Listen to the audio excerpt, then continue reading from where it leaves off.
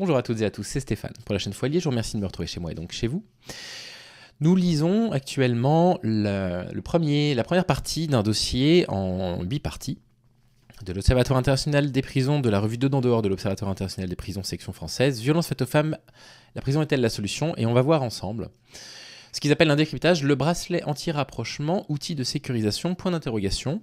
On va discuter du coup ensemble, à travers cette lecture-là, de l'efficacité, de l'utilité du bracelet anti-rapprochement. J'espère que cet épisode et la réflexion qui en découle vous plairont. Bon épisode. Le premier article s'appelle « Le bracelet anti-rapprochement, un outil de sécurisation ». Près de 2 ans et demi après l'instauration du dispositif, la DAP comptabilisait près d'1 millier de bracelets anti-rapprochement actifs. Mesure phare de la lutte contre les violences conjugales, le BAR peine cependant à convaincre de sa pertinence. Et là, on rentre dans toute la contradiction des sciences sociales et dans tout ce qui est intéressant dans les sciences sociales. C'est-à-dire qu'en fait, on nous présente une introduction que les gens sur YouTube ont vue hier, qui nous dit la réponse pénale, elle est pas bonne, il faut proposer d'autres types de réponses, comme par exemple les stages de sensibilisation, ou le bracelet anti-rapprochement. Et paf, la première des trucs qu'on nous dit dans le premier article, c'est « Ouais, mais le bracelet anti-rapprochement, il fait pas ses preuves. » L'article, il est écrit par une femme qui s'appelle Laura Nelly. Vous allez voir qu'il y a quand même des petites choses à en dire quand même. Parce qu'on sent de temps en temps un petit peu de mauvaise foi, je trouve. C'est peut-être moi qui le lis avec un regard un peu taquin, mais vous allez me dire ce que vous en pensez. Prévu par la loi fin 2019, après seulement 3 mois d'expérimentation et entré en application l'année suivante, le bracelet anti-rapprochement vise, en complément d'une interdiction de rapprochement, à s'assurer qu'une distance minimale est respectée entre un auteur et une victime de violence, tous deux étant géolocalisés en temps réel par le biais de balises GPS. 2 zones sont définies, une zone de préalerte et une zone d'alerte. Lorsque la distance entre les 2 balises GPS se situe dans la zone de préalerte, les opérateurs de prise en charge de la surveillance contactent le porteur du bracelet et lui demandent de s'éloigner. Donc voilà, vous comprenez très bien, on vous géolocalise, on géolocalise votre agresseur, s'il rentre dans votre zone, il reçoit un coup de téléphone et on lui dit « vous êtes dans sa zone, vous vous éloignez ». Et la victime, elle est prévenue également, votre agresseur est dans votre zone. Ça par contre, effectivement, peut être un énorme sujet d'anxiété et de stress, ça je l'entends. C'est un outil de sécurisation des victimes, pas nécessairement une modalité de prise en charge des auteurs.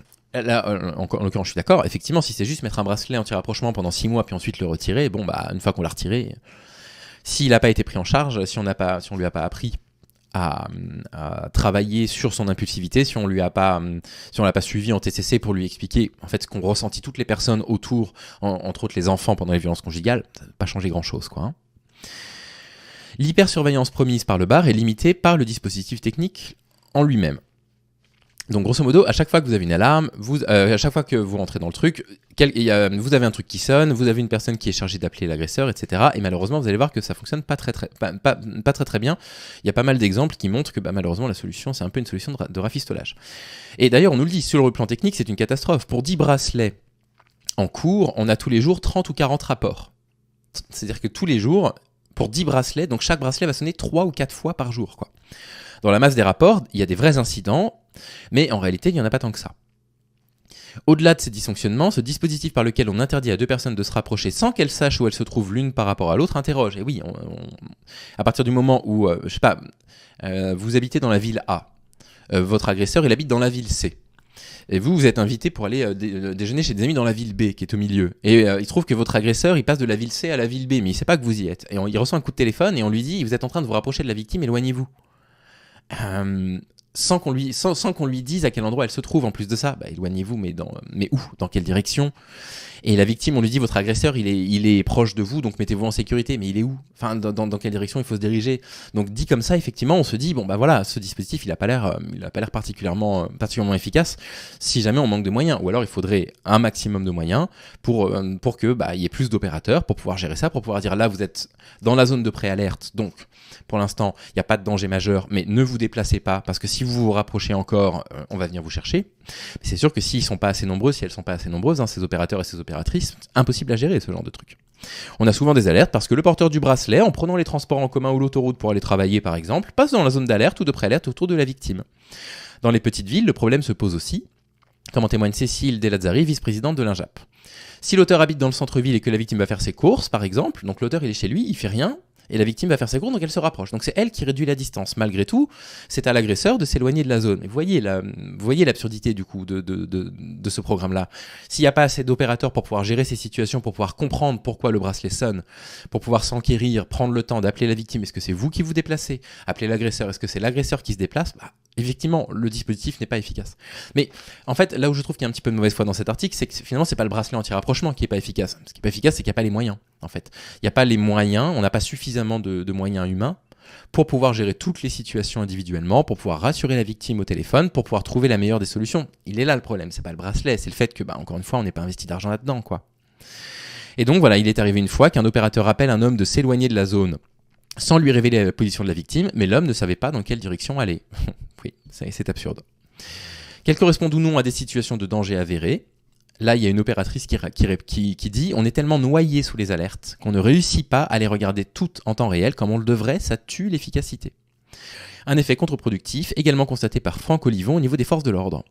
Il a pu arriver que les services de police, qui sont souvent dépêchés sur les lieux pour rien, tardent à intervenir. C'est l'enfant qui crie au loup. Plus il y a d'alarmes, moins elles sont prises au sérieux. Ouais, c'est intéressant ça. Du côté de la DAP, on met quand même en avant quelques résultats. Depuis le lancement, on n'a constaté aucune récidive de la part des porteurs de barres, donc du bracelet anti-rapprochement. Donc, vous voyez, là, le titre de l'article, où on nous laisse sous-entendre que ça peine à convaincre de sa pertinence, à la fin, c'est pour ça que je trouve qu'il y a un petit peu de mauvaise foi, on nous dit malgré tout, il n'y a pas de récidive, quoi. Donc, si le bracelet électronique diminue grandement les taux de récidive, c'est une des solutions qu'il faut explorer. Mais pour ça, il faut augmenter les moyens. Et donc, pour ça, il faut une décision politique. Il faut que, politiquement, les personnes qui nous dirigent décident, c'est une pure décision, d'investir de l'argent et des moyens pour pouvoir répondre à cette problématique-là. Il faut simplement qu'ils prennent la problématique des VSS au sérieux, c'est tout.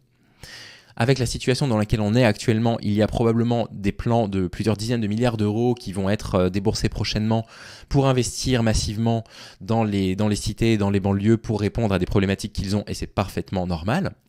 Parce qu'on est dans des situations d'urgence et il va falloir aussi qu'ils réagissent et qu'ils entendent les revendications des personnes qui vivent dans les cités pour leur apporter des solutions concrètes, pour leur permettre de pouvoir vivre la meilleure vie possible. Là, en fait, on se dit, mais en fait, actuellement, en France, politiquement, on ne considère pas que la prise en charge des VSS est une urgence du même type. Donc voilà, donc moi ça me désole un petit peu. Mais cet article est quand même intéressant pour cette raison-là.